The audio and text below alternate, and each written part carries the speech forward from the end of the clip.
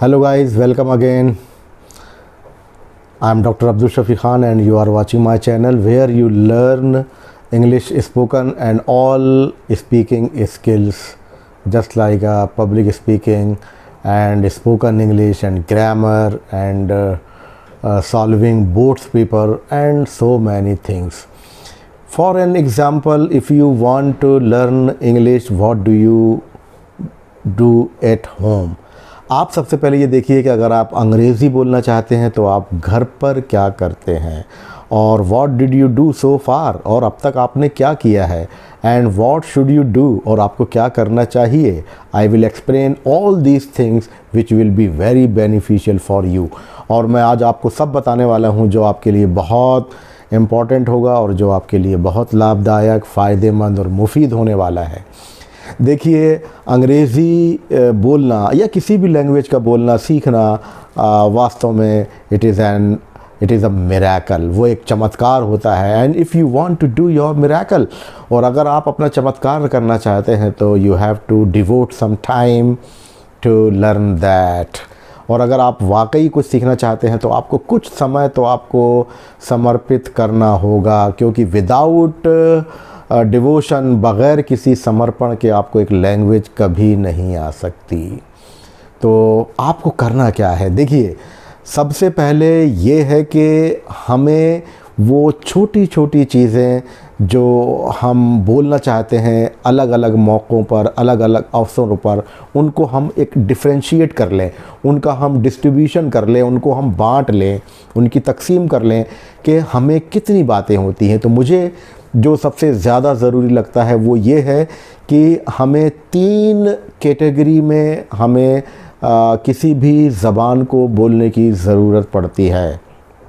उनमें ये है कि पहला तो वो है कि हम केवल ग्रीटिंग्स तक सीमित रहते हैं, यानी हमने हेलो हाय कर ली, गुड मॉर्निंग गुड इवनिंग कर लिया, और उसके बाद में हमने थोड़ी बहुत बातें कर ली और ये हमारा सिलसिला यहीं ख़त्म हो गया. दूसरा होता है एक ऐसे मिलने जुलने वालों के साथ जिनसे बहुत ज़्यादा हमारे इंटीमेट रिलेशंस नहीं होते या जिनसे हमारे अंतरंग संबंध नहीं होते, बल्कि एक या तो हमारी जॉब ओरिएंटेड जो हमारी फ्रेंडशिप होती है वो होती है, या हमारे कलीग्स होते हैं, या हमारे ऐसे लोग होते हैं जो हमसे किसी बहाने सिर्फ़ अपने काम के ज़रिए मिलते हैं. तो उनसे जो कन्वर्सेशन होता है वो एक अलग होता है.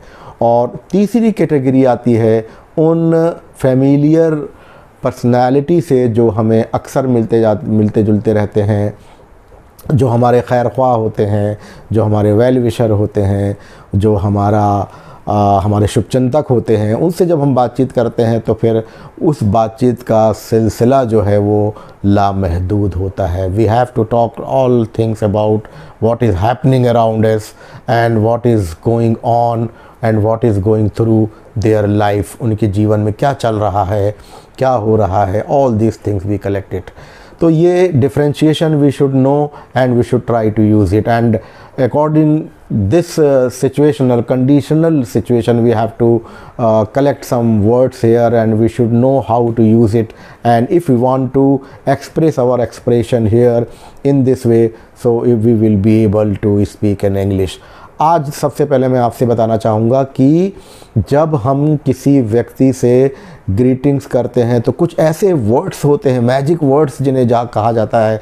जैसे सॉरी एक हमारा वर्ड हुआ, SORRY, सॉरी, जो कई मानों में जिनका यूज़ होता है. एक और मैजिक वर्ड है एक्सक्यूज़ मी, ये है वर्ड. एक और है प्लीज़, और एक और वर्ड है नो मेंशन. तो ये all these things are some different kinds of words which left their expression to other people here. तो इन तरह की जो चीज़ें हैं जो हमारे ज़रिए कही जाती है वो it is our first impression to the people who wants to talk to us, जो हमसे बात करना चाहते हैं या हम जिनसे बात करना चाहते हैं. For an example, excuse me. Excuse, EXCUSE, excuse, ये ज़बरदस्त मैजिक वर्ड है. अब देखिए इनका कहाँ कहाँ यूज़ कर सकते हैं आप. whenever you are going somewhere, आप कहीं कोई जा रहे हैं, and somebody is standing on your way, और कोई आपके रास्ते पर खड़ा हुआ है, तो ये जो हमारी जो एटिकेट्स हैं, जो हमारी मॉरल वैल्यूज़ होती है कि हम उनको ये नहीं कह सकते, उनको टच करके नहीं कह सकते कि आप यहाँ से हटिए, तो at that time we should say there excuse me please, यानी ये कि साहब आप गलत रास्ते पे खड़े हुए हैं या मेरे वे पे खड़े हुए हैं या मुझे यहाँ से निकलना है, और उनका ध्यान अपनी ओर आकर्षित करना हो तो हम वहाँ एक्सक्यूज़ मी या एक्सक्यूज़ मी प्लीज़ कह सकते हैं। तो देखा आपने मैजिक वर्ड। अगर हमने किसी व्यक्ति को, अगर मान ली जाए the man is working on his table and you go there to want to pay attention, और उनका आपको ध्यान आकर्षित करना है, तो भी आप ना टेबल को खटखटाएंगे, ना आप कैसी हरकतें करेंगे, बल्कि आप ये कहेंगे एक्सक्यूज़ मी प्लीज़। तो एक्सक्यूज़ मी एक ऐसा वर्ड है जो किसी का ध्यान अपनी ओर खींचने के लिए किया जाता है। अब ये डिक्शनरी में इसकी मीनिंग नहीं मिलती। Dictionary never shows the meaning, the context shows the meaning. Context यानी किस संदर्भ में, किस पस मंज़र में बात हो रही है, वो हमेशा बताता है, मीनिंग ये नहीं बताती। एक्सक्यूज़ का अर्थ होता है बहाने मार करना, एक्सक्यूज़ का अर्थ होता है किसी चीज़ के लिए क्षमा याचना करना, लेकिन एक्सक्यूज़ का अर्थ आपको ये नहीं मिलेगा किसी का ध्यान अपनी तरफ खींचना। तो ये कुछ ऐसे वर्ड्स होते हैं जो हमारे एटिकेट्स में आते हैं। तो सबसे पहले before going to speak in English, before learning the language, we should know the etiquettes of that language. उस भाषा के एटिकेट्स क्या है, उस भाषा की मर्यादा क्या है, उस भाषा की अखलाकी कदरें, मॉरल वैल्यूज़ या नैतिक शिक्षा क्या है, उसको अगर हम जान लेते हैं तो ये हमारा इम्प्रेशन जो होता है, it is said that first impression is the last impression. तो ये कुछ वर्ड्स हैं, इनको आपको सीखना है। जो इसमें एक वर्ड हुआ एक्सक्यूज़ मी। इसी तरह से इफ़ यू आर यॉर्निंग, अगर आपको जम्हाई आ जाए, और ये एक मानव सहज एक्सप्रेशन है जो जम्हाई किसी को भी आ सकती है, तो भी वहाँ पर आप वहाँ ये कह सकते हैं एक्सक्यूज़ मी। बात करते हुए अगर आपको कफिंग हो जाए यानी खांसी आ जाए, तो भी आप वहाँ पर एक्सक्यूज़ मी कह सकते हैं, या मन में कहना चाहिए कि दूसरों को ऑड ना लगे। इसी तरह से होता है अगर आपको स्नीजिंग हो रही है यानी छींक आ जा रही है, तो भी आपने ज़ोर से छींका और एक्सक्यूज़ मी कह दिया रुमाल मुंह पर रखकर। तो ये आपके एटिकेट्स दिखाते हैं। तो एक्सक्यूज़ मी एक मैजिक वर्ड है जो कई तरह की कंडीशन में और कई तरह की सिचुएशन में यूज़ किया जाता है। तो मैं अब जो मैंने कह चुका हूँ मैं उसको रिपीट नहीं करूँगा। आपको अगर उसको फिर से सुनना है तो बार बार इस वीडियो को देखिए, इसको पॉज करिए और उन वर्ड्स को सुनिए। दूसरा एक और मैजिक वर्ड है सॉरी। ये भी हमारे लिए एक बहुत बड़ा एक जो है लार्ज स्केल में ये हमारे सामने आता है। जब हमसे कोई गलती या कोई भूल हो जाती है तो उस वक्त हमें कहना होता है सॉरी। सॉरी एक ऐसा शब्द है कि अगर किसी को कोई बंदूक की गोली भी लग जाए तो वो घाव शायद भर जाएगा, लेकिन ज़बान से लगा हुआ निशाना कभी ये ज़ख्म पूरा नहीं करता। लेकिन यही वर्ड है जो मरहम का काम भी करता है। अगर हमसे कोई गलती या कोई त्रुटि हो जाए तो हमें सॉरी कह लेने में कोई दिक्कत नहीं होना चाहिए। तो सॉरी कह सकते हैं। अब ये सॉरी जिससे कहा जाए, दो चीज़ें होती हैं, या तो वो एक आपसे एल्डर होगा, बड़ा होगा आपसे उम्र में, या आपसे छोटा होगा।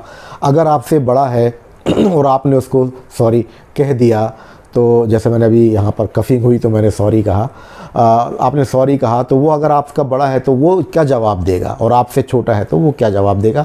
दोनों बातें मैं आपके सामने यहाँ पे रख रहा हूँ कि अगर आपने सॉरी कहा और उम्र में वो आपसे जिसको आपने सॉरी कहा है वो बड़ा है, तो वो आपके जवाब में वेलकम कह सकता है, या इट्स ओके कह सकता है, या नो मेंशन कह सकता है, कोई बात नहीं। और आप अगर छोटे हैं और आपने किसी को अगर सॉरी कहा तो वो आपको नो मेंशन कहेगा, या आपसे कहेगा ओके कोई बात नहीं, या आपको कहेगा दैट्स इट, ठीक है चलो कोई बात नहीं भाई। लेकिन अगर मान ली जाए किसी बड़े ने अगर आपसे कहा तो फिर आप वहाँ पर उसको नो मेंशन नहीं कहेंगे, बल्कि वो आप कहेंगे no thank you so much. इसी प्रकार से कुछ बातें ऐसी होती हैं कि जैसे मान लीजिए आपने किसी व्यक्ति का काम कर दिया और आपने उसको थैंक यू कहा, तो thank you is another magic word. Thank you बड़े का काम यदि किसी छोटे ने कहा किया तो छोटे को कहना चाहिए इट्स माय प्लेज़र, कि आपका काम करके मुझे बहुत खुशी मिली। और अगर किसी बड़े ने काम कर दिया किसी छोटे का और छोटे ने कहा थैंक यू, तो वो ये कह सकता है नो मेंशन, या इट्स ऑल राइट, भाई कोई बात नहीं, चलता है। या वो वेलकम भी कह सकता है, वेलकम। किसी को आपने कहा थैंक यू तो वो कहेगा यू मोस्ट वेलकम। तो these are the magical words if you use in your etiquettes term and the person to whom you are talking, he is very new man and you have not any intimate relation with them and you have not any familiar terms with them, so you can use these kind of formal small and short words। ये उसके घर में उसके दिल में घर बनाने के लिए या जगह बनाने के लिए ये वर्ड्स हमारे काफ़ी होते हैं। तो उम्मीद है कि मैंने जो आपसे एटिकेट्स की कुछ वर्ड्स आपके बताए हैं उनको आप जहन में रखेंगे। Next time I will give you some more words which will be very beneficial to you and it will creates moral values and that words will be pay attention to others people also। ये दूसरे लोगों का ध्यान आकर्षित भी करता है और इन छोटे वर्ड से यूँ लगता है कि you are the man who is able to speaking in English. तो जो स्पोकन इंग्लिश में अगर आप परफेक्शन चाहते हैं, इंग्लिश स्पीकिंग में परफेक्शन चाहते हैं, तो ये वर्ड्स आप उनको ज़रूर यूज़ करके देखिएगा। तो please keep watching me and thank you very much.